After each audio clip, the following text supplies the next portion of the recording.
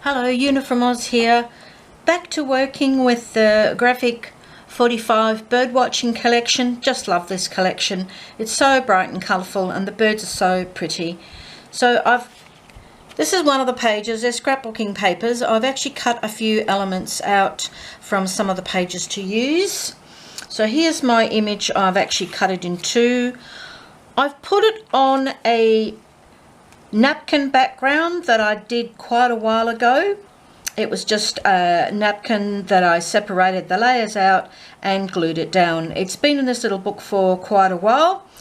I can see a little doily under there as well, so that'll add some nice elements. So I'm going to use this background.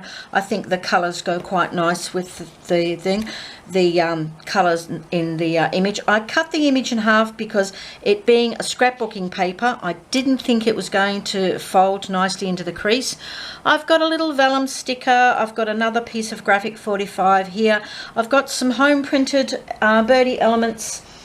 I've got some Graphic 45 stickers of the birds, and I've got one here that is of the Emperor Queen collection, but it's got some pretty little birdie stickers here that I might use.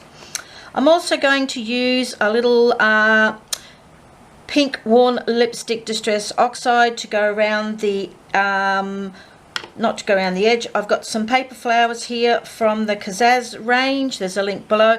I'm going to colour them just lightly with pink. I've got a little bit of just plain coloured paper. I cut it in half just to give the eye a bit of a break. I thought it matched quite nice. I've also got some Kazaz rhinestones to put in the middle of each flower. Again, they're from the Australian Kazaz company. Link is down below. I just decant them into a little box.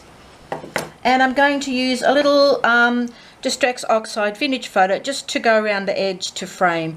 So those are my elements. May or may not use them all, might even include other things as we go along, but as you know, we just sort of play it by ear and do what we like. Okay, let's get started.